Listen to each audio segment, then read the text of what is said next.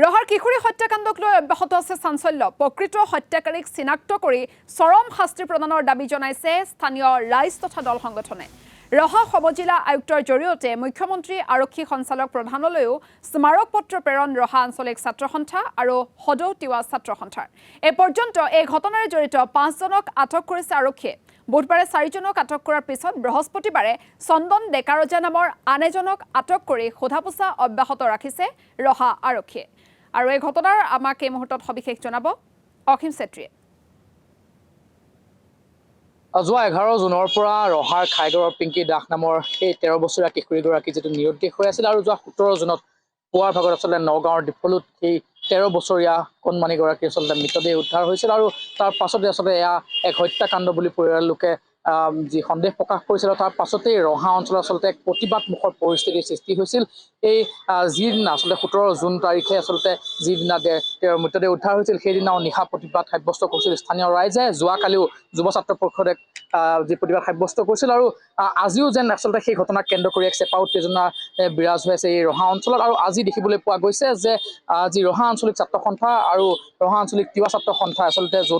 যৌথভাৱে যি ৰহা সমজিলা আয়ুক্ত সেই সমজিলা আয়ুক্ত হাতত আচলতে জৰিয়তে তেওঁলোকে মুখ্যমন্ত্ৰীলৈ স্মাৰক পত্ৰ প্ৰদান কৰিছে যাতে এই সমগ্ৰ ঘটনাৰ ওপৰত আচলতে মুখ্যমন্ত্ৰীৰ হস্তক্ষেপ বিচাৰি তেওঁলোকে ৰহা যি সমজিলা আয়ুক্তৰ জৰিয়তে স্মাৰক পত্ৰ প্ৰদান কৰিছে আৰু অসম আৰক্ষী যি সঞ্চালক প্ৰধান এই সঞ্চালক প্ৰধানগৰাকীৰ হস্তক্ষেপ বিচাৰি তেওঁলোকে স্মাৰক পত্ৰ প্ৰদান কৰিছে আৰু আমি বৰ্তমান তেওঁলোকৰ সৈতে উপস্থিত আছো মই পোনে যাবলৈ চেষ্টা কৰিম হদৌ তিৱা ছাত্ৰ সন্থাৰ উপদেষ্টা গৰাকী আছে আমি তেওঁৰ কাষলৈ যাম এগৰাকী কণমানি আচলতে 13 বছৰীয়া কিশোৰীৰ মৃতদেহ উদ্ধাৰ হৈছে যেন এক হত্যাকাণ্ড বুলি সকলোৱে সন্দেহ প্ৰকাশ কৰিছে ইতিমধ্যে বিভিন্ন প্ৰতিবাদী কাৰ্যসূচী ৰূপায়ণ হৈছে আজিও আপোনালোকে স্মাৰক পত্ৰ প্ৰদান কৰিছে কি ক'ব ৰাইজে সম্পূৰ্ণ সন্দেহ কৰি এইটো নিশ্চিতভাৱে এটা হত্যাকাণ্ড হৈছে ই কোনো আত্মঘাতী নহয়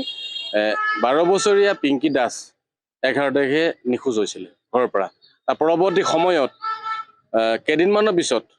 16 তাৰিখে তাই মৃতদেহটো নগাঁৱত দীঘলদৰীৰ পৰা নগাঁৱত নি পেলাই মৃতদেহটো পেলাইছে তাতে আমি এই কথা ভাবিছো যে এই হত্যাকাণ্ডটো খুব সৰু হত্যা নহয় এইটো মানে শীতল মস্তিষ্ক থকা মানুহৰ নহয় এতিয়া এইটো তাই মৃত্যুৰ মাজত অপহৰণৰ পৰা নিৰুদ্দেশ হোৱাৰ পৰা ধৰি 16 তাৰিখলৈকে ইয়াৰ মাজৰ যিটো পৰিৱেশ এই পৰিৱেশটোত ছোৱালীজনীক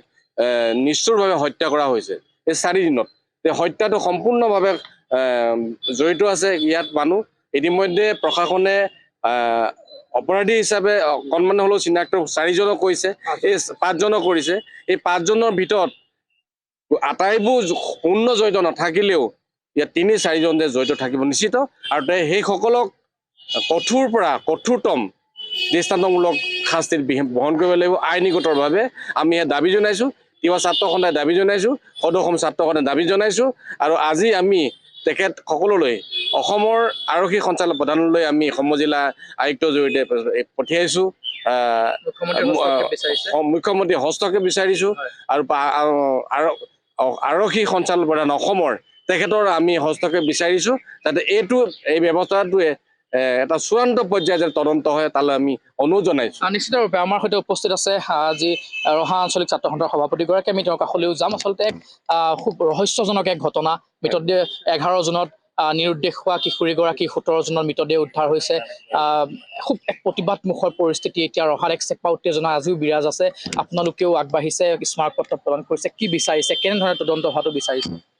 প্ৰথম কথা ইতিমধ্যে সমগ্ৰ অসম বা সকলোৱে গম পাইছে আপোনালোকৰ সংবাদ মাধ্যমৰ জৰিয়তে আৰু সকলোৰে গা নোম শিয়ৰি উঠিছে আৰু মানে খঙত মানুহ ক'ব নোৱাৰা হৈছে এই ঘটনাটোক লৈ এগৰাকী কণমানি 12 বছৰীয়া আমাৰ অসমীয়া ছোৱালী তেওঁক এনেকৈ জঘন্যভাৱে তেওঁক হত্যা কৰা হৈছে এইটো কোনোপধ্যে মানি ল'ব নোৱাৰি আৰু আমাৰ ইয়াত প্ৰতিবাদ হৈ আছে আন্দোলন হৈ আছে কিন্তু আমি অসমৰ মাননীয় মুখ্যমন্ত্ৰী ডাঙৰীয়াৰ দৃষ্টিগোচৰ কৰিব বিচাৰো এই বিষয়টো আপোনালোকৰ জৰিয়তেও তথা আমাৰ ৰহা সমজিলা আয়ুক্তৰ জৰিয়তে মুখ্যমন্ত্ৰী ডাঙৰীয়ালৈ আমি স্মাৰক পত্ৰ পঠাইছো আমাৰ আৰক্ষী সঞ্চালক মহোদয়লৈ পঠিয়াইছো নগাঁও জিলাৰ SP মহোদয় আৰু আমাৰ DC উপায়ুক্ত তেখেতসকললৈ আমি স্মাৰক পত্ৰ পঠাইছো আৰু আন্দোলন যিটো তদন্ত হৈছে তদন্ত প্ৰক্ৰিয়াটো আমি ক্ষিপ্ৰতাৰে হোৱাটো বিচাৰিছো ফাষ্ট ট্ৰেক আদালতত ইয়াৰ শুনানি হওক আৰু প্ৰথমে 3 জনক আটক কৰিছে পিছত আৰু 2-3 জনক তেওঁলোকে সোধপোছৰ কাৰণে নিছে প্ৰকৃত দোষী যিকেইজন তেওঁলোকক অতি সোনকালে কঠোৰতকৈ কঠোৰ হয়তো ফাঁচী বা এনেকুৱা এটা দৃষ্টান্তমূলক শাস্তি দিয়ক, যিটোৰ পৰা নেকি অন্য নৰফিক আছে 100 বাৰ চিন্তা কৰিব এজনী ছোৱালীক হাত দিয়াৰ ক্ষেত্ৰত। আৰু অসীম চেত্ৰী আপোনাক এই মুহূৰ্তত ধন্যবাদ জ্ঞাপন কৰিছোঁ। আৰু এয়া আছিল দল সংগঠনৰ প্ৰতিক্ৰিয়া। আৰু দল সংগঠনে সকলোৱে একেমুখে দাবী উত্থাপন কৰিছে যে কিশোৰী হত্যাকাণ্ডৰ সৈতে যিসকল অভিযুক্ত, যিসকল জড়িত, তেওঁলোকক যাতে দৃষ্টান্তমূলক শাস্তি প্ৰদান কৰে।